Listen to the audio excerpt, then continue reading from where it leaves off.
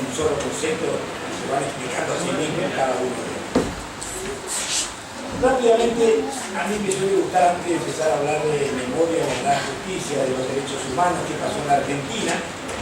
Nada se puede entender si uno no contextualiza si eso es un hecho aislado, si eso es parte de un proceso mundial, cuál es el proceso y el concepto que tenemos de derechos humanos, cuál fue el proceso histórico. Y ustedes dirán, en 40 minutos, 50 minutos, podemos hablar de todas estas cosas. La verdad que sí.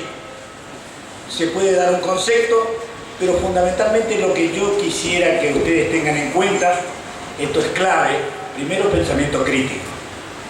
Es decir, lo que vengo a decir no es dogma de fe, no es pensamiento único, hay pensamientos plurales, no es la única visión. Lo que hacemos con estas charlas de memoria y verdad justicia es provocar académicamente conceptos para que cada alumno después investigue, se prepare, no tome como marco de referencia lo que uno dice, pero de ninguna manera un profesor puede tener ni imponer pensamiento único o decir esta es la única verdad. Esto es lo mágico de la construcción humana, que siempre hay un argumento, hay un contraargumento, pero sí hay hilos conductores. Y esto es importante, piso y techo donde manejarse. Es decir, lo que no se puede es salir de las reglas del juego. El rugby es un deporte muy duro, pero se nota cuando alguien mete una patada en la cabeza. Es fuerte, hay scrum, hay tackles, hay un deporte durísimo, pero cualquiera que conoce dice, no, hay una patada, ahí hay full.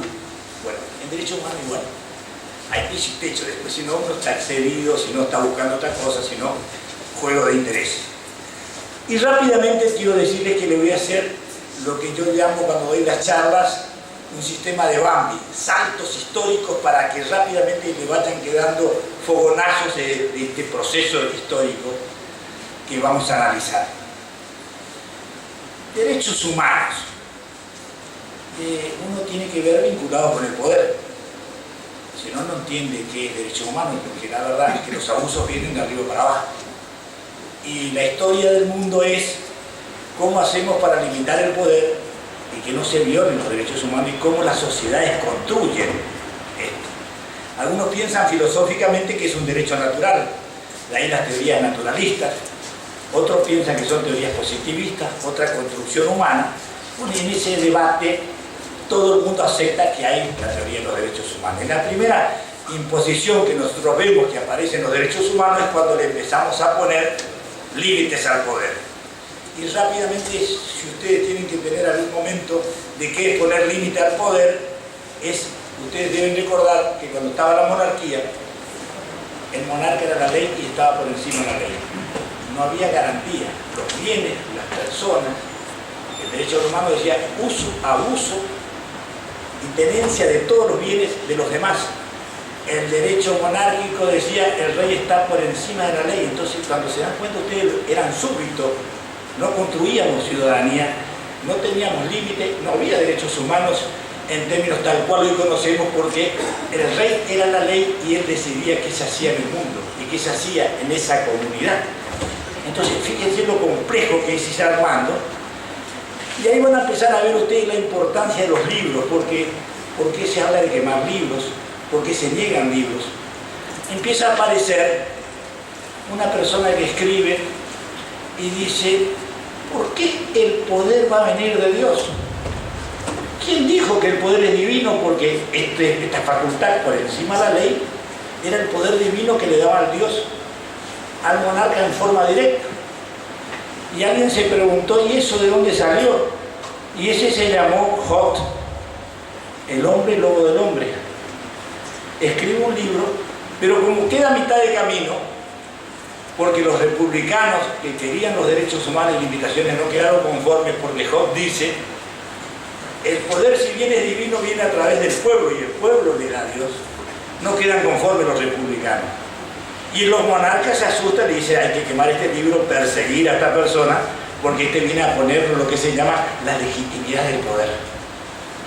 Entonces, cuando nosotros analizamos, vemos rápidamente, ustedes se dan cuenta que poder, derechos humanos, si somos súbditos, si somos ciudadanos, tiene una diferencia sustancial. Y nos vamos a dar cuenta, los saltos que nosotros estamos dando es Es cierto que siempre estuvo construida en alguna manera la proto-derechos humanos, que como dice Carlos Nino es el derecho a la dignidad, a la libertad, ambulatoria, al derecho a la vida. Se van a dar cuenta ustedes que el problema central de la discusión tiene dos caras. Una es qué entendemos por derechos humanos, cómo le damos legitimidad a los derechos humanos, y otra es cómo hacemos operativos los derechos humanos.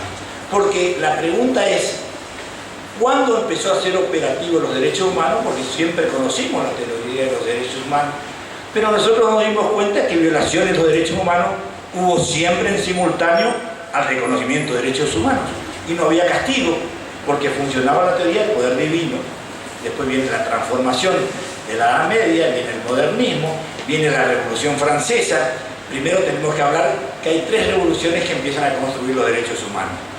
Hay una primera, pero como es chiquito, no toma la dimensión, que es en realidad Holanda, la primera que hace la revolución. Pero la primera revolución, tal cual nosotros conocemos, tenemos que hablar, es la de 1648 en Inglaterra, cuando se empiezan a hacer las grandes concesiones y los cambios del parlamentarismo.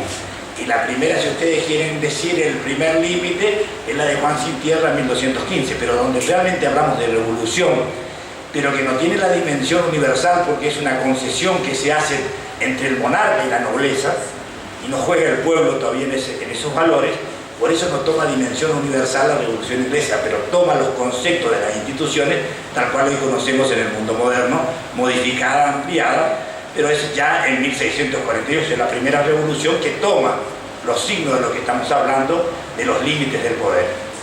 Y después la Revolución Francesa, de igualdad, libertad, donde en 1789 se establecen los derechos del hombre.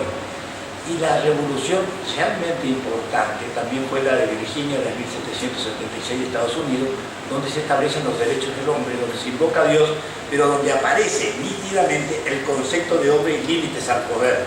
Ellos conocían muy bien la historia, porque ustedes deben saber que Estados Unidos es una traspolación de Irlanda, problema de religiones, el problema de londinenses que fueron a vivir, familias enteras, luteranas, puritanos, hubo problemas religiosos en Inglaterra y se transporta toda una cultura a Estados Unidos, sobre todo a la costa este, y ellos, como vienen perseguidos de la religión, empiezan a valorizar lo que es el poder de la libertad, el poder de cómo construir una comunidad, cómo se construye una nación, bueno, lo que ustedes conocen de Estados Unidos, cómo se fue armando.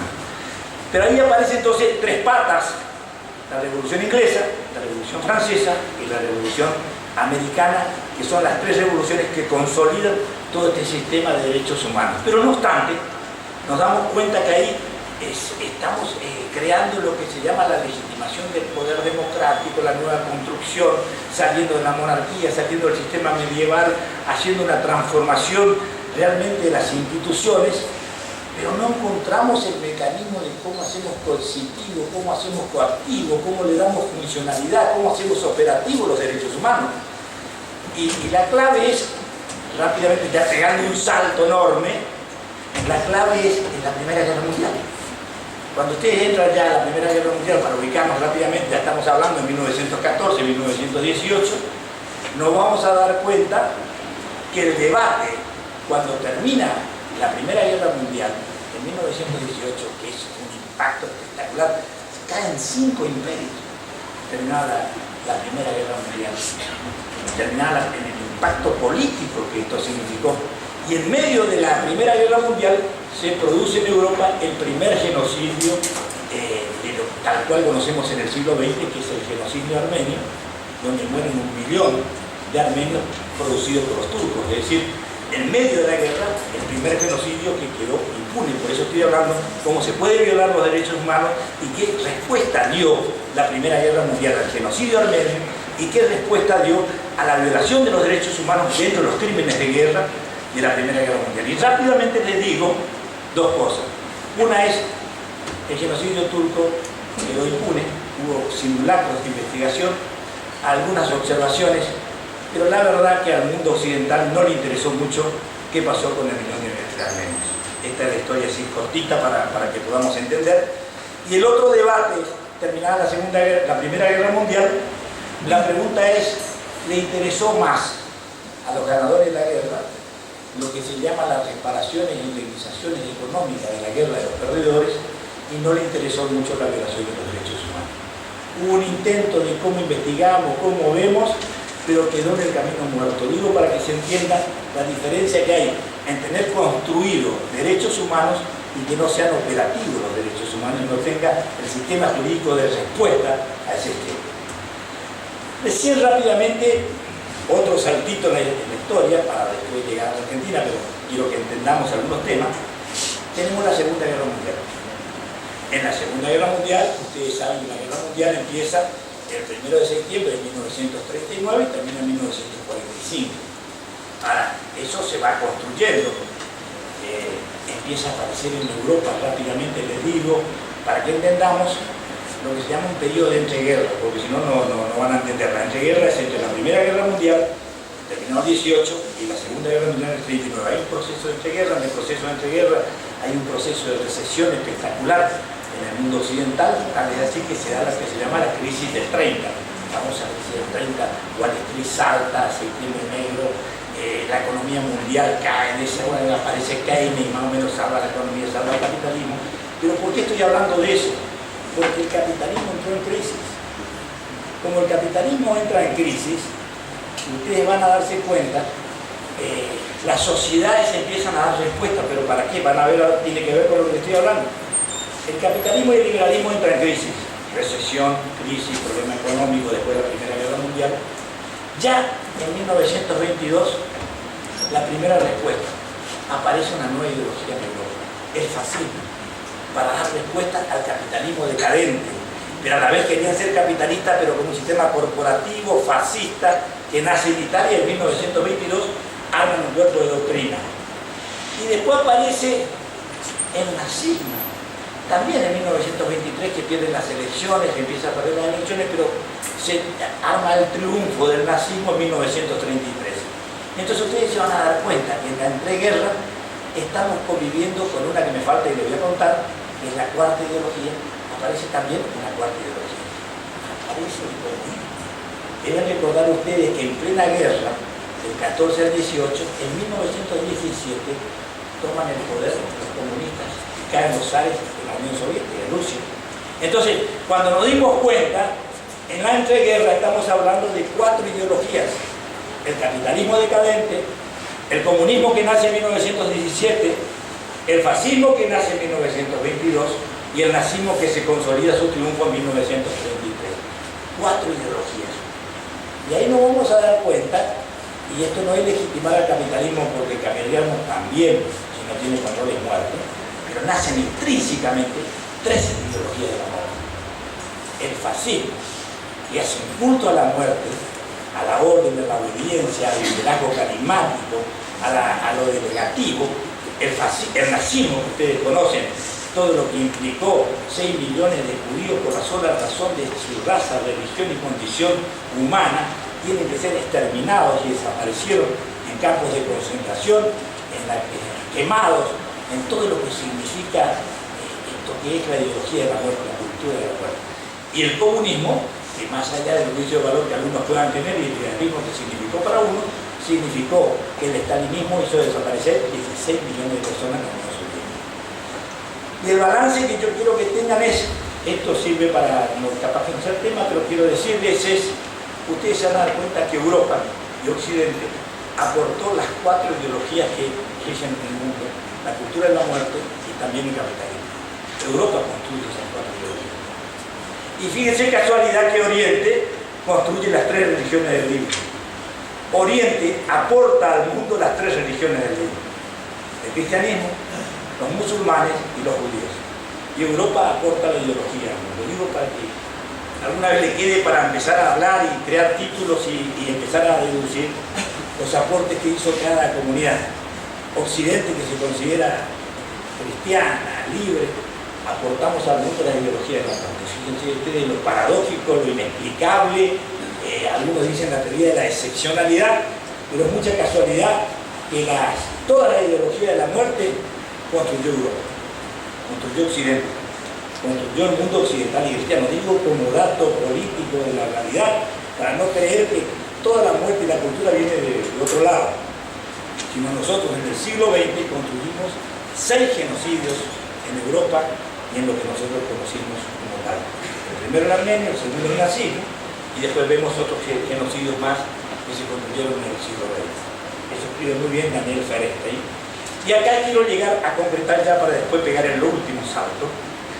Nos vamos a dar cuenta en la Segunda Guerra Mundial, más allá de los crímenes de guerra, la pregunta que se hace Occidente en un momento dado, cuando toma dimensión y visibilidad, lo que significó un plan sistemático de muerte por la sola condición de pensar distinto, homosexuales, gitanos, judíos fueron los que pagaron la gran cuenta de lo que significó la neutralidad, el laboratorio, de lo que significa la biopolítica al servicio de un instrumento político y en detrimento del no derecho del otro. Porque yo le cuento cómo se construye un genocidio, que creo que es lo importante para que entendamos después qué pasó en Argentina. Un genocidio, dice Daniel Ferencstein, se construye de la siguiente forma.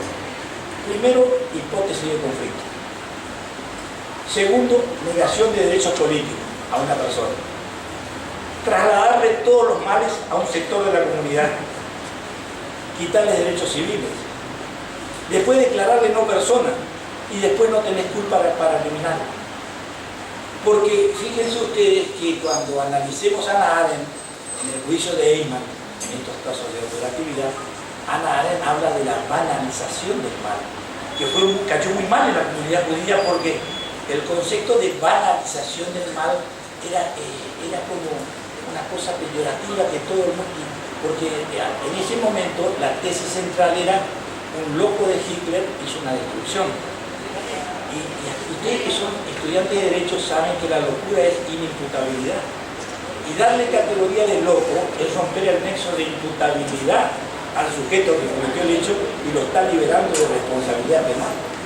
Entonces, no son locos, tienen imputabilidad, que son las cosas que tienen que empezar a construir en la cabeza de cada uno cuando juzgan, porque tienen que ser responsables finalmente.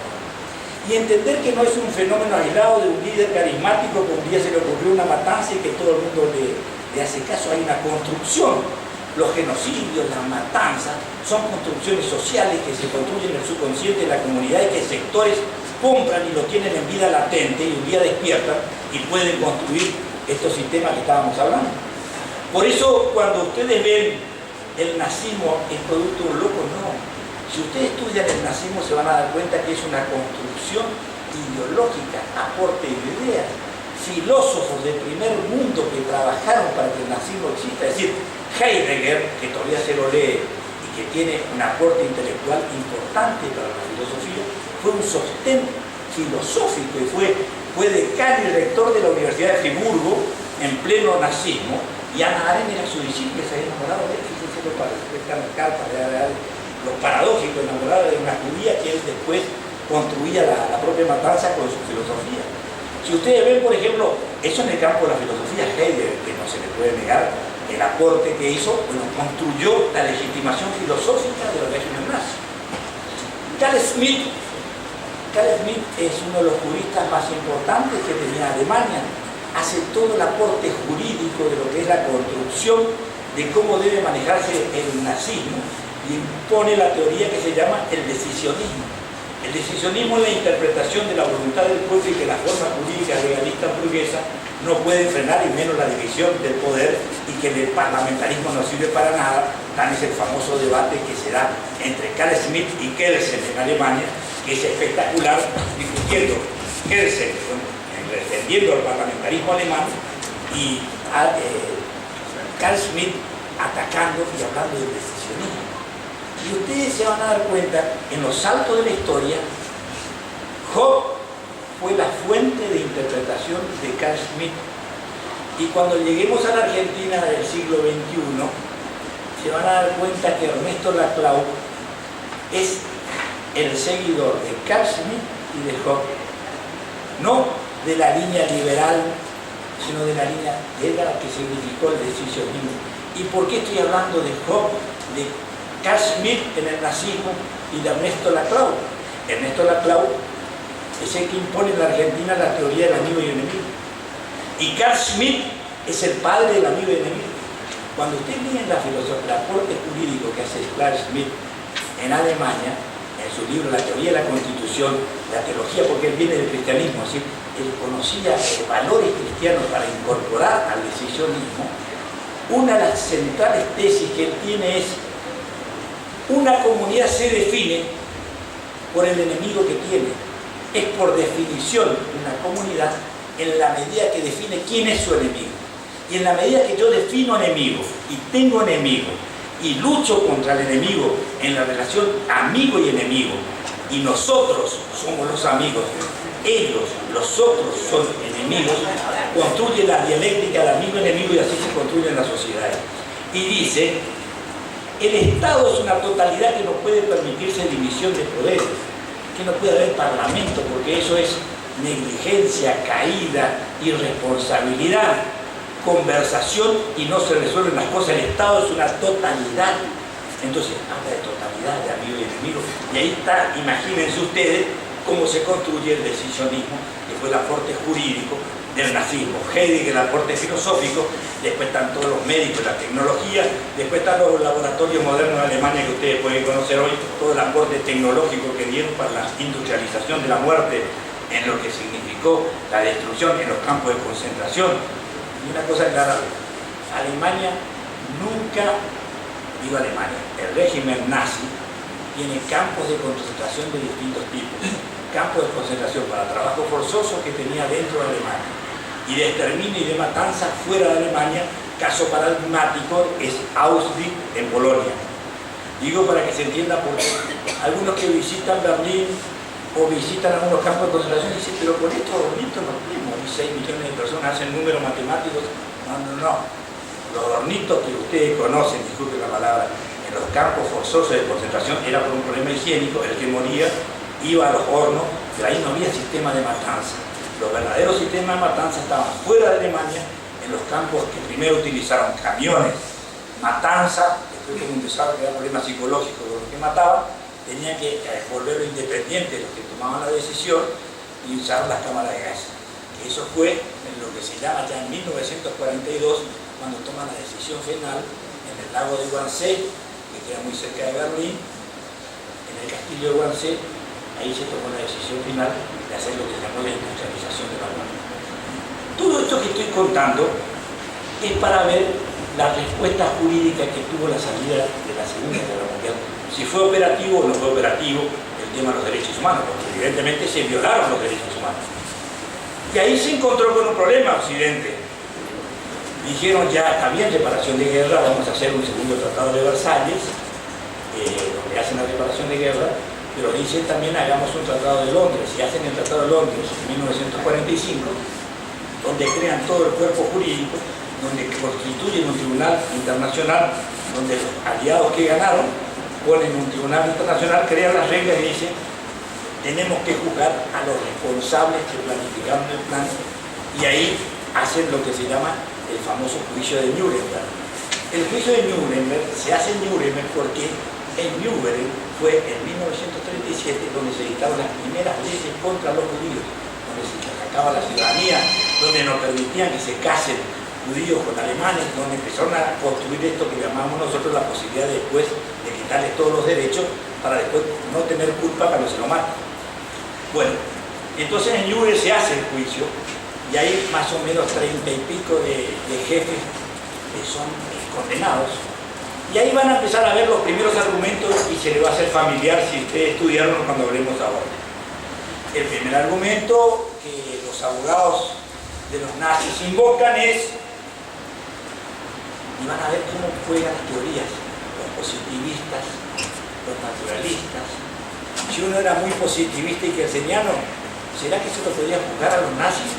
¿O sabían construir una legislación y un imagen jurídico y un tribunal internacional posterior al hecho y iba a tener problemas jurídicos? Y entonces ser positivista era darle la libertad, porque no se lo podía. Fíjense como la doctrina que a veces uno estudia, dice: porque el positivismo es la norma, esto que él se dice el derecho es la norma.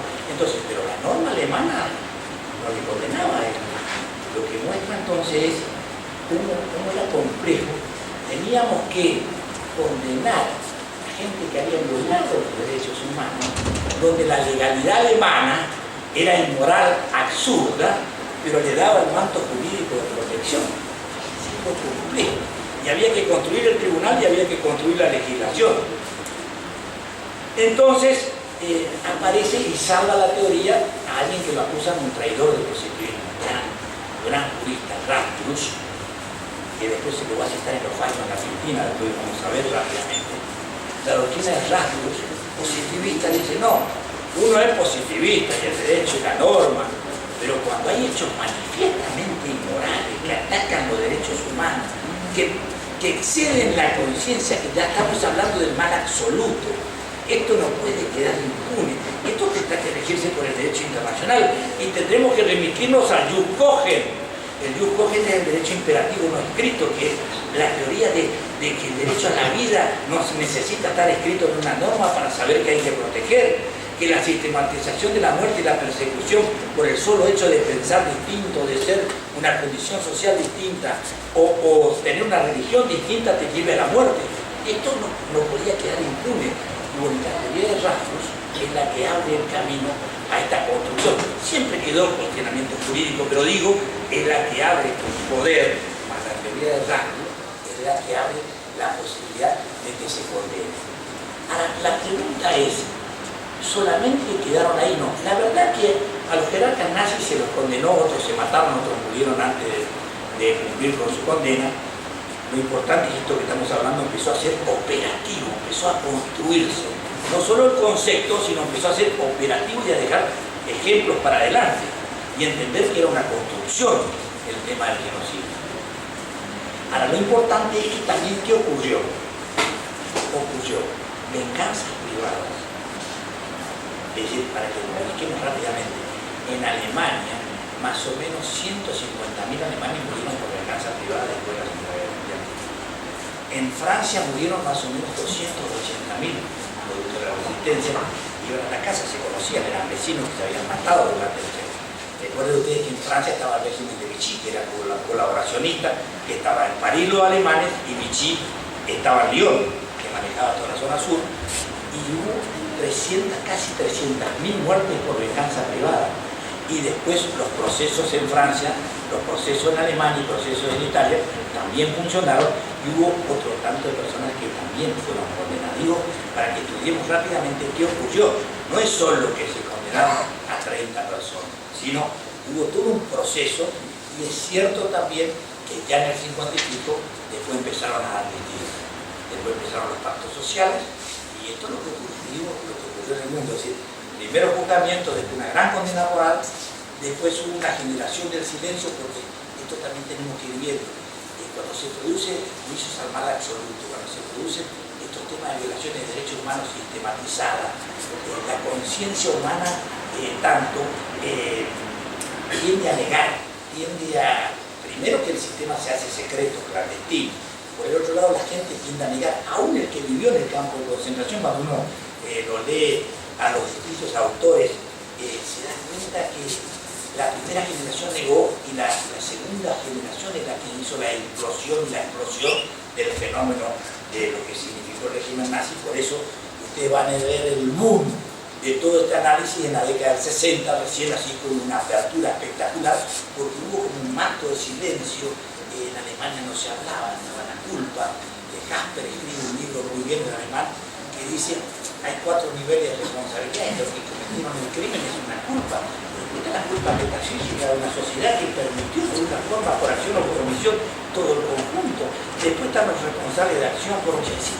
Hace toda una diferenciación, empieza a escribirse y a construirse, y ahí viene la teoría de Roxin, que estuvo en Argentina y estuvo en Corrientes en el Congreso de Derecho Penal, el actor mediato, que mucho le comentó a algunas minorías, porque la teoría del actor mediato es lo que permite que aquel que sea el asesino de papel también sea condenado. No solo, es decir, el asesino de tinta es más responsable que el asesino de sangre. Y crea toda la teoría de la construcción del actor mediato y es lo que permite las distintas genocidios que hubo en el siglo XX después de la década del 60 con la teoría de Roxin y la teoría de Rastus, recuerden ustedes, de Nuremberg, son las dos teorías que se van a citar ya en la década del 60 y la que se va a citar en Argentina cuando analicemos los fallos, cómo se logra. Rastus y Roxin aparecen en las teorías nuestras para lograr condenar lo que llama la violación de los derechos humanos. Bueno, rápidamente, ustedes conocen lo que pasó en la Segunda Guerra Mundial. El mensaje que a mí me interesaba darle es que en la Segunda Guerra Mundial por primera vez no se quedaron con la reparación de guerra y indemnización, sino también se plantearon el tema moral como construcción de sociedad, que había que sancionar y que había que crear todo un aparato jurídico para el futuro. Aparecen las nuevas construcciones en Naciones Unidas, se construye Naciones Unidas, se construye la Declaración de los Derechos Humanos de Naciones Unidas, donde se define qué son los derechos humanos, por qué son inalienables, por qué son infranqueables, y empiezan a construirse los distintos aparatos sociales para adelante. Y después rápidamente, cortito ya, esto habla muy bien Carlos Nino, si a ustedes les interesa el mal absoluto, el juicio del mal absoluto. En la década del 70 hay violaciones de los derechos humanos en España, Grecia, lo que se llama la Europa del Sur, cuando se sale de los coroneles griegos y cuando se sale del régimen franquista, que terminaba la guerra republicana en el año 35, ellos duraron hasta el 74, ¿no?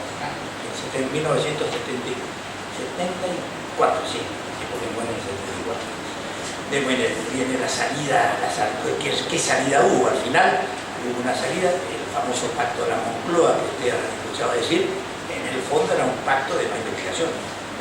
En el fondo era porque el PP representaba el franquismo, el Estado modernizado, y el PSOE venía a gobernar con todo el grupo de lo que se llamaba el Grupo Andalucía, que es con Felipe González, que toman el poder en España, deciden hacer una transición democrática racional, cada uno elige su régimen de transición democrática, después podemos hacer el juicio de valor moral, pero lo que van a ver, y lo que quiero dejarles dicho es que no hay un modelo y una hoja de ruta para construir las salidas a la violación de los derechos humanos.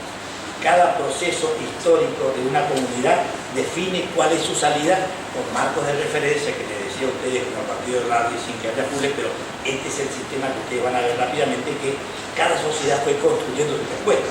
Y la verdad que en Europa las respuestas no fueron buenas. Si ustedes miran España, hoy todavía sigue el pasado abriéndose, viendo si el franquismo se investiga o no se investiga, qué hacen con el Valle de los Caídos, que es el monumento al franquismo. Todo un debate que sigue abierto y se está investigando. La Serfinia Escudriera, la jueza argentina, abrió la investigación hacia España y se están oponiendo. Van a ver después las contradicciones también, cómo juega el poder y cómo cuando le toca a ellos se hacen los distraídos y cómo quieren exportar moral e ideología. También vamos a ir viendo en esta charla qué pasó en España con Pinochet y qué pasa después cuando le toca al franquismo. Entonces se van a dar cuenta ustedes cómo hay una doble moral también en todo este juego, en el juego de intereses. En Grecia pasó lo mismo, después viene la amnistía, perdón, y después entramos, después de hasta la década del 80, que sería qué pasó la violación de los derechos humanos en Europa del Este. También se van a dar cuenta ustedes que los procesos fueron muy rápidos, hubo matanzas, como en el caso de Rumania, que se lo mató al primer ministro Ceausescu, pero en el fondo algunos procesos abiertos, pero no hubo un juzgamiento importante, el aparato de respuesta no se dio ni la medida ejemplificadora. Eso es en la década, ya, eso fue en el 90. Nosotros, y ahí sí, entramos a nuestro proceso. En la década del 80, para hablar así, qué pasó en América Latina, muy rápidamente, y después vemos qué pasó en Argentina. Y acá cuando analizamos América Latina, tenemos que entender cómo fue otra vez el poder del imperio, y qué tiene que ver. Real está con conspiraciones, hablando del imperio, qué tiene que ver. Yo les quiero dar un solo ejemplo para que ustedes entiendan. Cuando vinieron las dictaduras en América Latina, se llamó efecto dominó. Todos los países estaban en dictadura. Y cuando vino la democracia en la década del 80, todos los países se volvieron democráticos. No es mucha casualidad. Digo para que reflexionemos, pues también los poderes mundiales, que le era funcional la dictadura y que también le era funcional la democracia. Esto no quita mérito a una sociedad que luchó por recuperar la democracia, al contrario, es un importante valor, pero también quiero mostrar cómo los juegos de poderes mundiales definen estrategia y cómo un continente puede volverse toda una dictadura de distintos, y por eso se puede hablar de Plan Cóndor. ¿Y qué es el Plan Cóndor? El Plan Cóndor es la internacionalización de la violación de los derechos humanos de todas las dictaduras de América Latina que se pusieron de acuerdo establecieron sus servicios de inteligencia, sus grupos de tareas en forma coordinada, se daban la información y mataban coordinadamente y planificaban el plan. Eso se llamó Plan Cóndor en América Latina. Entonces, y se van a dar ustedes cómo los generales de América Latina se instruían en la Escuela de las Américas, en Centroamérica, y donde definían cómo era la estrategia para luchar, porque el problema que había, esto no es casualidad, el problema que había es el comunismo. En esa década, terminada la Segunda Guerra Mundial, el problema es que el mundo se vuelve bipolar. Los comunistas por un lado que dividen el mundo y los occidentales por otro, con el imperio nuevo que es Estados Unidos, consolidado, que divide el mundo y a cada uno le toca un mundo en términos políticos. Y el que rompía la zona complicaba la cosa, como fue el caso Cuba. En el caso Cuba fue la crisis de los misiles, en la época de Kennedy y Khrushchev, la revolución de Cuba previamente, que complica todo el sistema, y los militares de América Latina y del norte se asustan y dicen, puede entrar el comunismo en América Latina, digo para que entiendan por qué viene la dictadura. Entonces, viene la Guerra Fría, viene el sistema bipolar, los norteamericanos dicen, acá puede venir el comunismo a América Latina, hay que instruir a los generales de América Latina cómo se lucha para que no venga el comunismo. Y como puede venir el comunismo, no nos garantizan los políticos. Los políticos hacen concesiones, la democracia es muy peligrosa, a ver si se vota a favor del comunismo, que venga nomás la dictadura porque acá hay que defender la propiedad privada y hay que hacer lo que Samuelson llama fascismo de mercado. Es decir, son dictadores en lo político y libertad económica. Fíjense esa combinación perfecta que te hace un vaciamiento espectacular para el país. En el marco de eso, represión ilegal. Esto es un cóctel del terror perfecta, fascismo de mercado, es espectacular como funciona el sistema. Bueno, y rápidamente, como nosotros lo que estamos viendo es cómo fueron los procesos de transición y las respuestas que dimos, haciendo este análisis, vemos cómo empiezan a recuperarse la democracia después del proceso de violación de los derechos humanos, que es lo que nos interesa rápidamente. En el caso chileno fue espectacular y brutal. El caso brasileño también asusta. El caso argentino paradigmático, nosotros conocemos, empieza con un sistema, porque era la Escuela de las Américas, combinado en Argentina, combinado con todo lo que significó la experiencia francesa en Argelia, que era el sistema de lucha guerrillera que los franceses hacen en Argelia, que era su colonia. Ahí aprenden toda una tecnología nueva de tortura, cómo se trabajaba con el enemigo invisible, con la nacionalidad, cómo se mataba a la gente, a los parientes. Toda la tecnología francesa se trae a la dictadura argentina. Esto es un libro, hay un debate donde el general Guaso y Chávez discuten con Videla y le dicen, esto es una locura, traer la doctrina francesa para luchar contra la represión cuando podemos luchar con la ley en la mano porque vamos a perder la legitimidad. Y van a ver ustedes cómo la NUCE, que si bien fue de una dictadura anterior, era la dictadura blanda, diríamos así, cuando va a la declaración de los juicios de la Junta, declara como inmoral y reconoce el método francés argelino que se usó en la Argentina y que los generales habían traicionado, el ejército argentino había traicionado con esos generales con la tortura, los secuestros y violación de los derechos humanos. Eso denuncia la NUCE en el juicio de la Junta de Comandantes, el 10 de diciembre de 1985. Bueno, traen la Escuela de las Américas, traen la tecnología francesa en Argelia y ese proceso que hace de desaparición de personas, la tortura, secuestro, robo de criaturas, todo lo que ustedes se imaginan como una cosa espectacular en forma sistemática y prácticamente, y ustedes van a ver también, porque si no, como si bien estoy hablando de la reparación, cuando lleguemos al momento argentino quiero decirle algunas cositas que me parece que también deben ponerse en su lugar. Lo que es importante darse cuenta en América Latina, y hablábamos hoy, cada país tuvo su respuesta a la violación de los derechos humanos. Cada uno tuvo su proceso histórico. Y podemos dividir en dos grandes grupos las respuestas. Y en esto vamos a ver el grupo chileno por un lado, que es el modelo de la transición chilena, y el modelo argentino. Me parece que son los dos paradigmas para entender lo que yo estoy hablando del proceso de transición. Una es la transición negociada, ese fue el modelo chileno. La transición negociada, donde se hizo un plebiscito, donde se incorporó la reforma constitucional a Pinochet como senador de la democracia nueva que venía en forma vitalicia, y donde se hacen concesiones y donde se comprometen a no hacer juzgamiento a la Junta de Comandantes y al tema de la violación de los derechos humanos. Esa fue la transición chilena en su origen. Después vamos a ver algunas mutaciones producto de la demanda social. Eso se llama transición negociada. Y otra se llama transición de ruptura. La transición de ruptura es la que hizo el doctor Alfonsín, la que hizo la democracia argentina. ¿Qué significa esto? Nosotros rompimos con el régimen anterior.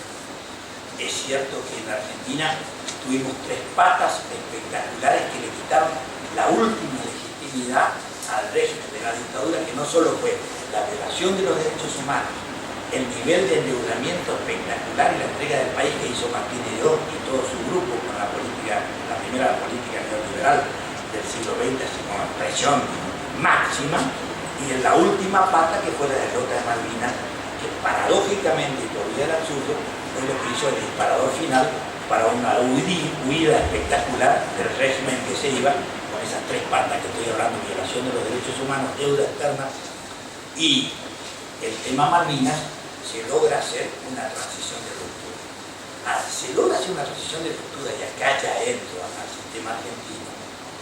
Se logra hacer una transición de ruptura porque ganó el doctor Raúl Alfonsín. Y ustedes dirán, no, pero entonces este viene a hacer publicidad radical. No, porque ahora voy a hacer el balance, críticas.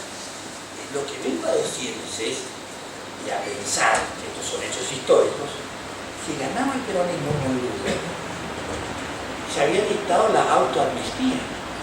Vitinone, el último acto de gobierno, dicta la amnistía para todos los militares que tuvieron la violación de los derechos humanos. Fíjense el grave problema constitucional que nos encontramos y jurídico cuando cumple su efecto jurídico. ¿Cómo hacemos para revertir en la democracia? En la campaña electoral, Luder dice: a mí me hubiera gustado juzgarlo, pero ya está la amnistía, cumplió con los efectos jurídicos, no lo vamos a poder investigar. Y paradójicamente, si bien Luder perdió, sacó el 40% de los votos de la Argentina. Digo como dato de la realidad para que analicemos. Hay un libro nuevo que sale ahora en marzo que se llama Democracia Hora Cero y habla del problema, y los adelanto, las baldosas del pueblo argentino. Es decir, no todo era homogéneo, no todos estábamos a favor de la lucha de reivindicar los derechos humanos, de condenar a los militares. No todos éramos un grupo homogéneo, no todos éramos un colectivo social que queríamos justicia, sino había que construir esa transición democrática que, a pesar de ese tipo de desgracia que nos dejaron los militares, quedaron con un poder muy fuerte, residual en la Argentina, y van a ver cómo después, en la plena democracia, tuvimos tres cuestionamientos muy serios que pusieron en peligro la democracia en la Argentina.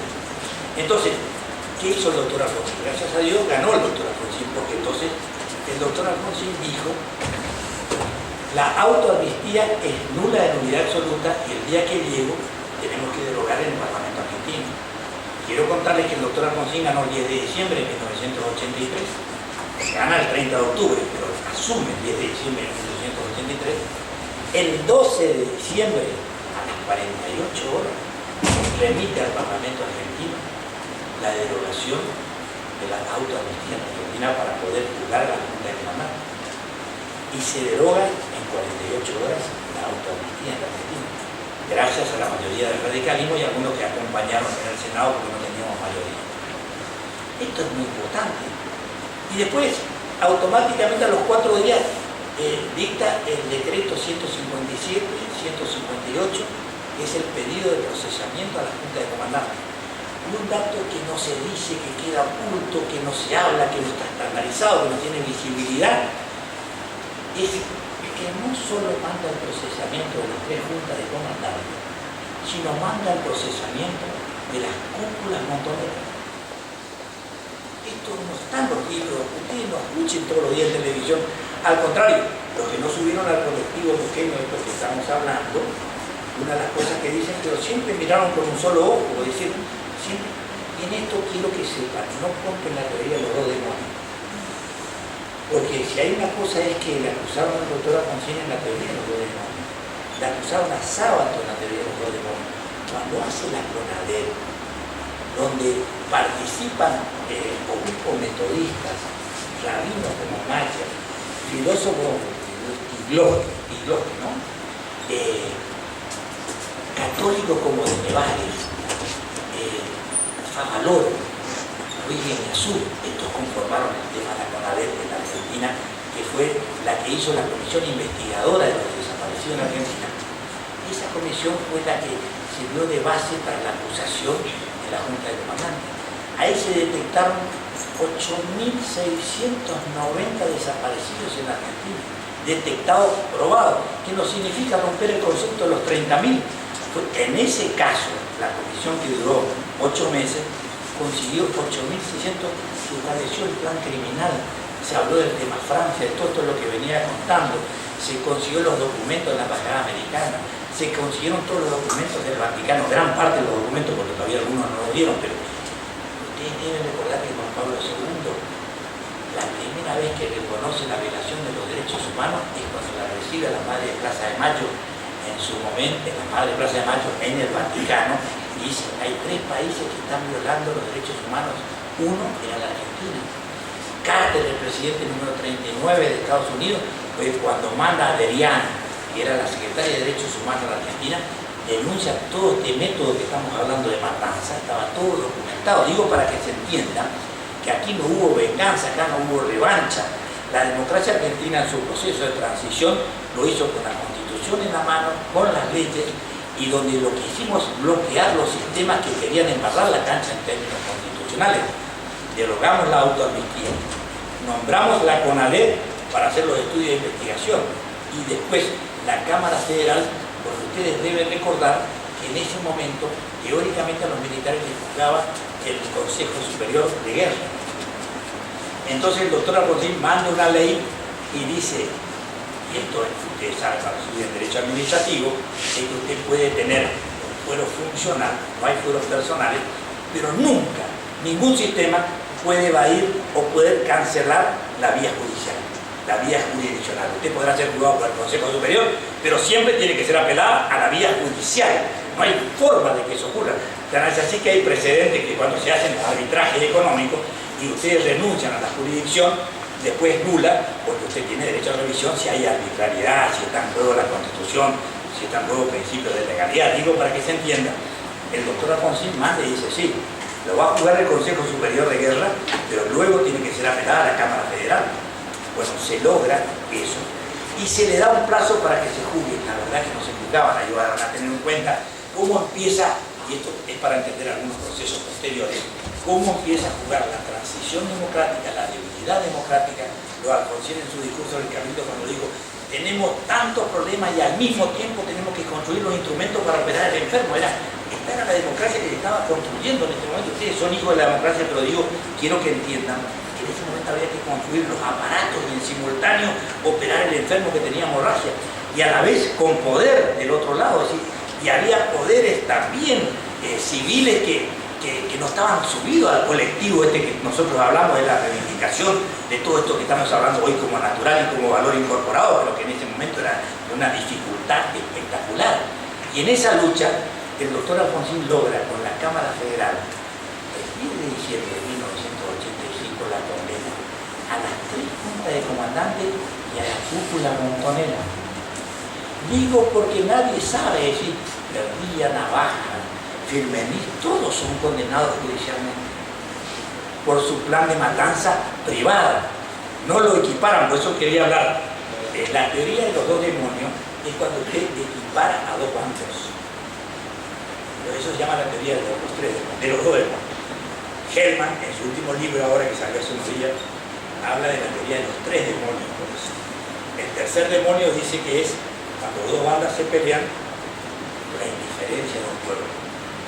Y que decía que en el caso Nisman, no quiero traer el tema, el pueblo se había manifestado y en eso había matado a ese tercer demonio, porque la participación mata al tercer demonio. Pero no me interesa el tema del juicio de valor de Nisman, pero quiero aclarar por qué se habla de 3 demonios. Cuando hay 2 bandas, 2 demonios, y un pueblo cuando es indiferente es el tercer demonio, porque pone en peligro todo el sistema. La participación del pueblo mata a un demonio. En el otro tema, nosotros no estábamos en la teoría de los 2 demonios, y en esto tenemos que reconocer que la diferencia que tuvimos con la Madre de Plaza de Mayo en ese momento es que ellos decían que el prólogo de Sábato y la investigación y la estrategia de Alfonsín era la teoría de los 2 demonios porque habíamos condenado a todos simultáneos. Y ustedes se van a dar cuenta que todo el discurso del doctor Alfonsín en su campaña, primero establecía planes de responsabilidad, segundo una diferencia ontológica espectacular. Ontológica porque el doctor Alfonsín, cuando ustedes leen La Cuestión Argentina, que fue el primer libro que hizo antes de llegar a la presidencia, Alfonsín escribe 3 libros: La Cuestión Argentina, Democracia y Consenso, y después Memoria, Derechos Humanos. Es el último libro que explica todas las cosas. Son los 3 libros centrales del doctor Alfonsín, que me parece que vale la pena leerlos. Y él hace todo su trabajo en base a la filosofía de Carlos Nino. Digo porque si no lo leen a Carlos Nino, tampoco lo van a entender a Alfonsín, ni van a entender la transición democrática en Argentina. Y Carlos Nino es un filósofo espectacular que murió, pero que hizo una doctrina sobre derechos humanos, ética espectacular, escribió el juicio al mal absoluto, que es un concepto kantiano. Después era un seguidor de Dworkin, que murió en Estados Unidos, pero que vino a la Argentina, vivió el proceso de la Junta Militar, porque eran el grupo de filósofos de los viernes, y hoy en la Argentina un discípulo de Carlos Nino es Gargarella, en términos jurídicos, no en términos solamente de derechos humanos, sino en todo lo que significa la filosofía de Carlos Nino. Gargarella, que está en la UBA y que suele ser profesor de posgrado y suele venir a la UNE, es uno de los hombres seguidores de Nino. Nino fue el que dio toda esta teoría de cómo había que manejar.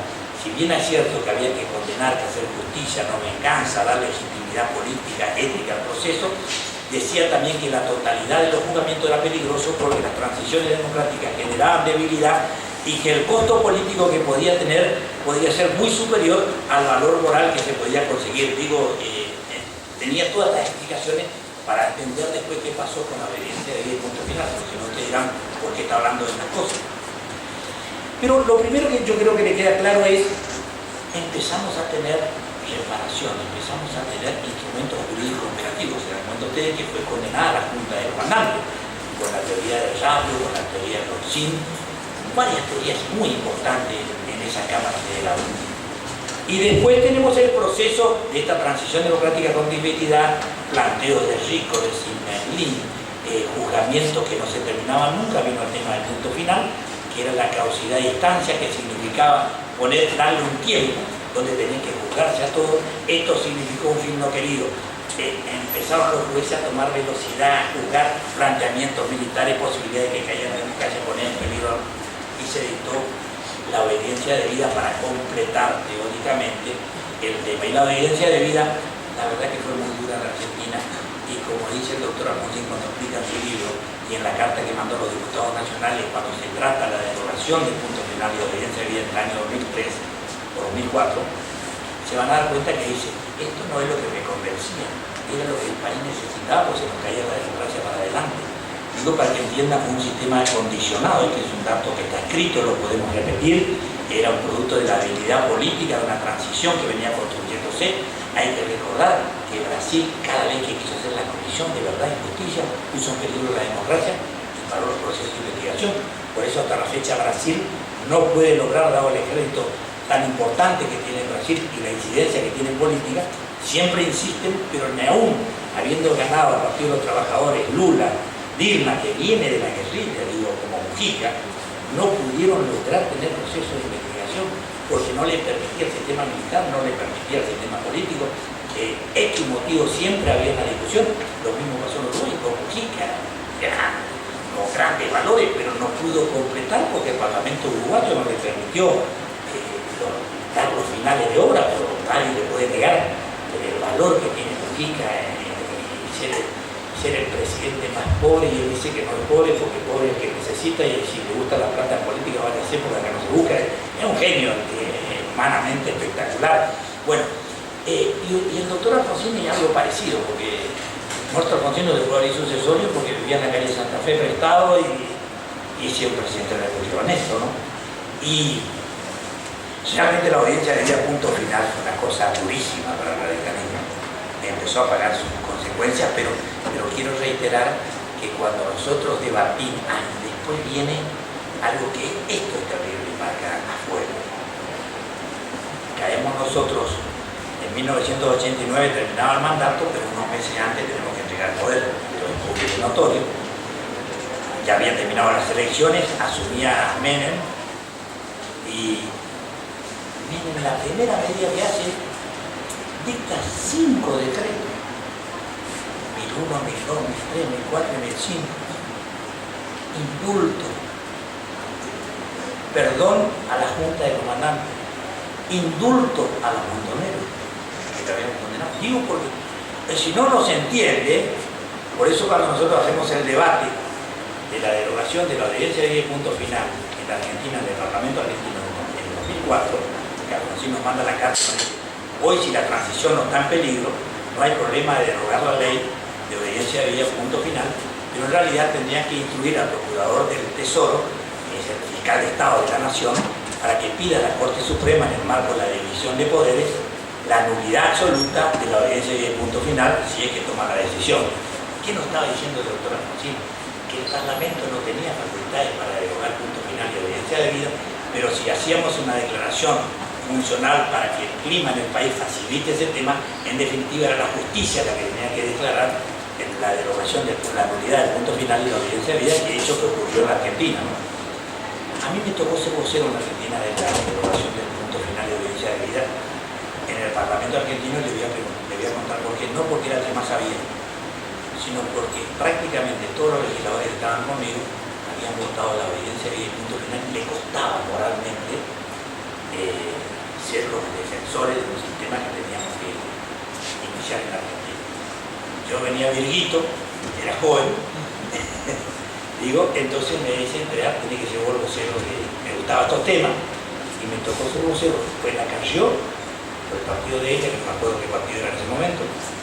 Después habló el peronismo y hablamos nosotros. El peronismo, esto digo, tiene una capacidad de metamorfosis. El menemismo es una cosa, el peronismo es otra cosa, el dualismo es otra cosa, el kirchnerismo es otra cosa. El radicalismo paga contado sus errores. Nosotros asumimos los errores de la Rúa, los aciertos y errores de Alfonsín, pagamos al contado, asumimos nuestras responsabilidades, no tenemos metamorfosis. Fuimos ahí, escuchamos el nuevo amanecer, diríamos, de los derechos humanos, empezaba en Argentina la política de los derechos humanos, para ver que es funcional, que cuando va al discurso de Kirchner a Lehmann, dice, conmigo comienza la política de los derechos humanos en Argentina. Tan es así que a la tarde, como tiene un repudio internacional y nacional, lo llama al doctor Alfonsín por teléfono, le pide disculpas y le dice, discúlpeme doctor, porque usted fue el que inició los derechos humanos en Argentina con la Junta de Comandantes y Manos y Condenas, pero ya el discurso estaba, y digo el concepto que empiezan a construir en lo que se llama la teoría del relato. Y en esto, cuando yo hablo de derechos humanos, no quiero cargar tantas tintas a uno a otro, sino lo que estoy tratando es de tratar de ser académico, de no ser imparcial, pero contar rápidamente. Entonces, lo primero que nosotros dijimos, ellos querían derogar por ley el tema de la obediencia y el punto final. Nosotros la teoría que teníamos es la de Alfonsín, que la división de poderes indica que es la justicia la que tiene que derogar, la que tiene que declarar la nulidad del punto final y la obediencia debida, crear el clima, pero de que de ninguna manera podíamos derogar en el Parlamento porque era violentar el Estado de Derecho. Pero sí creábamos las condiciones y decíamos por qué, hablando del Coge, del artículo 116 y del derecho de gente, dimos todas las teorías completas para que la justicia tome los fundamentos de la obediencia y punto final, los tratados internacionales, los fallos de los precedentes, todo lo dijimos, pero también le dijimos una cosa al peronismo. Le dijimos que el peronismo representaba el partido del indulto y nosotros representábamos el partido que habíamos condenado a la Junta de Comandantes. De ese emplazamiento estábamos hablando, porque si no, parecía que con ellos comenzaba todo. Digo, pues fue muy duro ese debate. Milica Carrió, paradójicamente, el profesor de Derecho Constitucional, estuvo con el kirchnerismo. Decía que había que, y no hablo mal de ella, estoy contando objetivamente, decía que había que derogar la ley en el Parlamento y que tenía efectos jurídicos. Bueno, tuvimos una discusión, después nos dimos un beso porque en el fondo los tres coincidíamos que había que juzgar para adelante, racionalmente, habilitar, porque la transición democrática no estaba en peligro. Digo, para que se entienda, no somos, diríamos, Carabajian, que hacemos creer a los chicos que nos golpeamos y a finales, sino realmente era una pelea ideológica, cultural que estábamos dando y de alta responsabilidad política, porque podía implicar problemas muy serios en la Argentina futuro, que era el juzgamiento de todo lo que significaba la segunda línea militares y aún algunos civiles, y esto es lo que se abrió en la Argentina. Yo quiero contarles rápidamente. En la época de Alfonsín se condena a 200 militares y 70 civiles. Por eso en los indultos, de 1000 a 1005, se indultan 200 militares y 70 civiles. Y hoy están condenados en Argentina 573. Digo para que se entiendan los números más o menos de lo que estamos hablando. Y después viene lo que se llama la era Kirchner. La era Kirchner toma la decisión política, salen los fallos de la Corte. Esto es muy importante, hay que pensar que estamos hablando de una Corte nueva. Estamos construyendo. Y en esto yo quiero reivindicar a la Corte Suprema de la Nación, porque no puede ser que la Corte Suprema de Justicia, cuando hablaba de derechos humanos, era una justicia independiente para el kirchnerismo, y cuando habla de las cuestiones de poder de gobierno, son los más dependientes, hay que democratizar la justicia. La verdad que la Corte Suprema de Justicia de la Nación en el balance ha hecho un aporte espectacular en temas de derechos humanos, de derechos sociales, derechos de la mujer, derechos del niño, del anticipo. Todo lo que se ha tratado internacionales fue muy tomado y muy fuerte por la Corte Suprema, y apareció lo que se llama el activismo judicial. Marcó la cancha, puso ritmo y obligó al Parlamento argentino y al Ejecutivo a sincronizar relojes con lo que significaba la modernización de todo el sistema. Y la verdad que tenemos tres fallos paradigmáticos del tema de derechos humanos, que me parece que es lo central para ir redondeando la idea, que en Argentina marcan a fuego. Uno es Arancibia Claver, que es la imprescriptibilidad, y esto, todo delito de lesa humanidad que es cometido por funcionarios del Estado o por grupos dominantes que manejan el aparato del Estado, dirigido a ciudadanos por la sola condición que se ponen matanzas sistemáticas, se considera delito de lesa humanidad. ¿Eso qué quiere decir? Se vuelve imprescriptible. Bueno, con este fallo, que era un policía de la DINA chilena, Hernán Cóndor, que ustedes van a ver, cuando matan a Frank, se lo agarran a Argentina, se lo juzgan y se declara imprescriptible el delito de lesa humanidad. Otro es el caso Simón. Esto es estratégico, porque el caso Simón es el caso de la obediencia debida y punto final, donde declaran la nulidad absoluta con todos los precedentes de la Corte Interamericana de Derechos Humanos, que significaron las altas casas del Perú, que es un fallo muy importante, toda la teoría de Euskogel, toda la teoría de Rasco, todo. Es muy interesante leer ese fallo porque alimenta muy bien los conceptos de derechos humanos, pero es el fallo de Arancibia Claver, Simón, y después el fallo Maceo. El fallo Maceo es el que declara la nulidad de los indultos. La nulidad de los indultos es lo que permitió juzgar a otros militares. Ahora, rápidamente, para ir redondeando la idea, y ir quitándole argumentos al colectivo chiquito, pero que existe en la Argentina y que tiene mucho poder.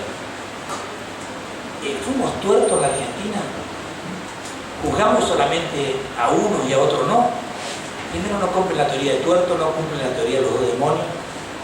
Nosotros lo que estamos discutiendo en la memoria y verdad y justicia no es si los asesinos privados son buenos o malos o si hay que reprimirlos. Quiero que el primer concepto que le tienen que quedar claro: una democracia que es atacada por un grupo privado tiene derecho a reprimir. ¿Le queda claro? Derecho a defenderse, porque si no, le damos los argumentos a los contrarios que dicen esto es todo mentira. ¿Pero qué quiere decir? Derecho a reprimir con la Constitución en la mano, con la ley en la mano, con los jueces de la Constitución.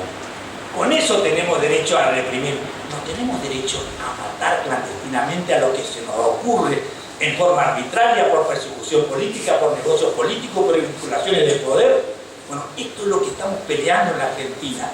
¿Y por qué lo que discutimos es qué respuesta dio la sociedad argentina a la violación de los derechos humanos? Esto es lo que quiero que quede claro, que es memoria, verdad y justicia. Es qué respuesta damos, porque permanentemente estamos construyendo derechos humanos y también los otros construyen su verdad. Lo que pasa es que hoy simbólicamente le ganamos la batalla cultural, pero no quiere decir que en el futuro podamos perder. Futuro lejano, no estoy hablando por cambio democrático rápido, pero las batallas culturales son largas.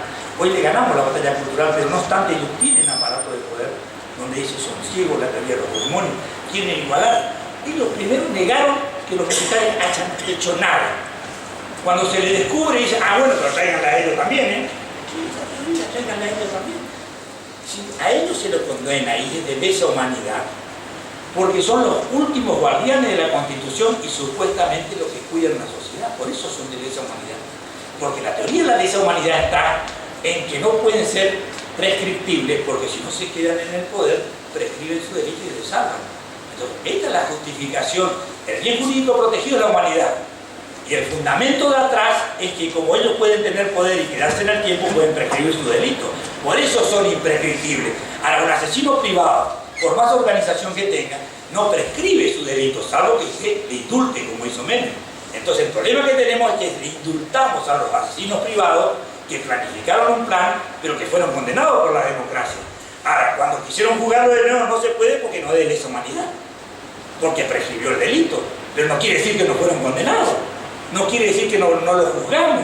La democracia argentina también dio de respuesta a los asesinos privados, entre comillas, más allá de la ideología. Porque acá es lo que hay que entender, que cuando hablamos de represión indiscriminada, acá se mató a mansalva. Y aparte no estaban autorizados a matar ni aunque fueran guerrilleros, estaban autorizados a meterlos presos, a juzgarlos, a ponerle la Constitución. ¿Qué es esto de poder disponer de la vida de los demás y volver a la monarquía que estábamos encima de la ley? Entonces destruimos todas las bibliotecas que construimos la civilización. Esto es lo que está en juego, muchachos. Por eso quiero que entiendan que no es un problema de igualdad, no es un problema de demonio, sino por qué hay lesa humanidad. ¿Por qué en los delitos de violación de los derechos humanos juega un país no lo juzga? En subsidio rige el derecho internacional.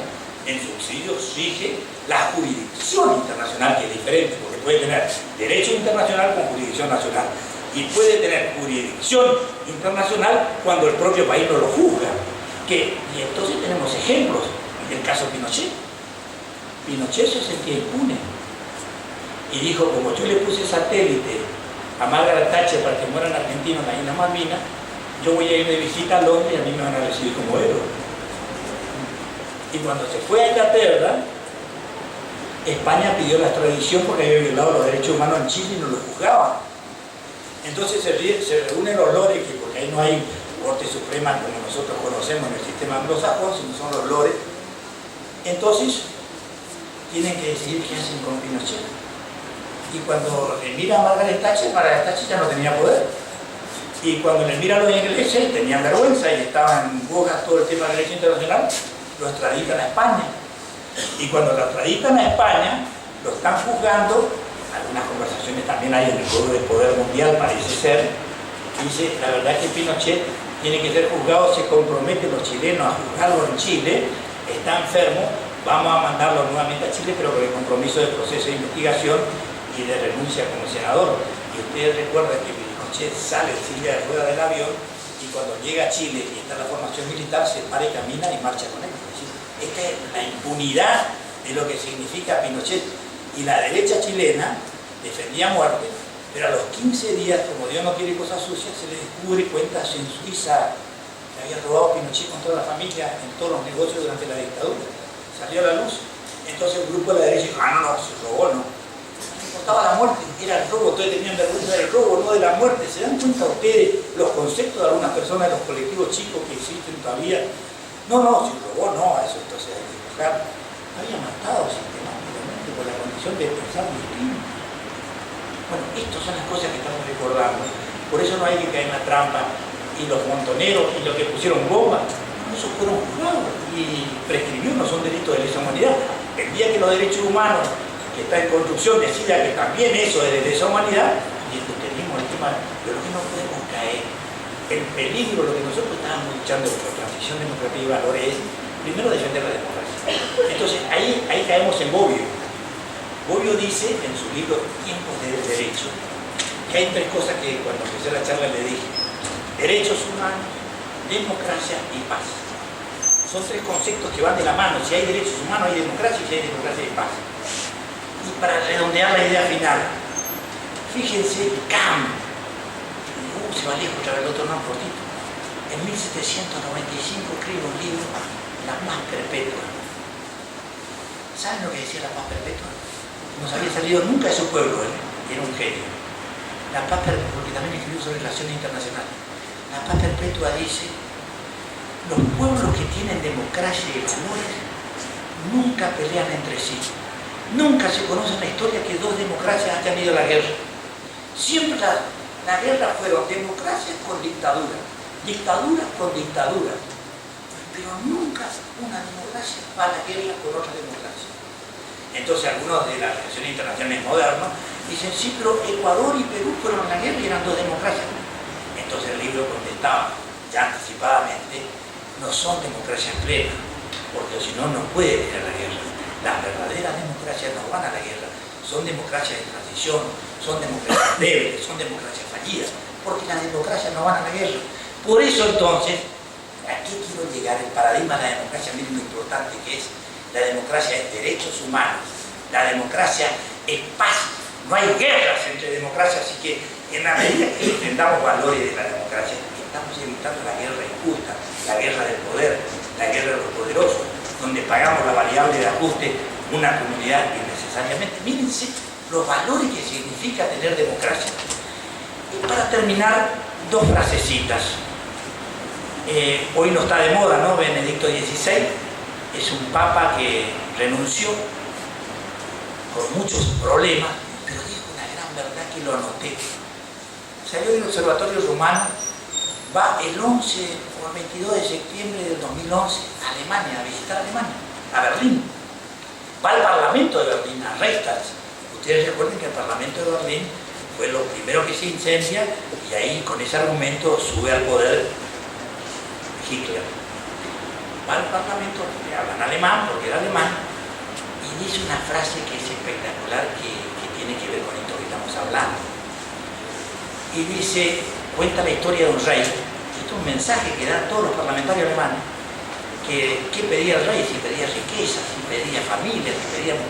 Y dijo, yo quiero pedir diferenciar el bien del mal. Y completando la idea, fíjense a quién cita. Benedicto XVI cita a San Agustín, al africano. Y San Agustín en esa época, ¿sabe qué decía? ¿Sabe qué diferencia hay entre un Estado y una banda de bandidos? Si hay derecho. Porque en el fondo, Benedicto XVI estaba dando una charla sobre el valor de lo jurídico y del derecho. Entonces cita que la diferencia que hay entre una banda de bandidos y el Estado es si hay derecho o no hay derecho. Y en la dictadura no hubo derecho, era una banda de bandidos. Gracias.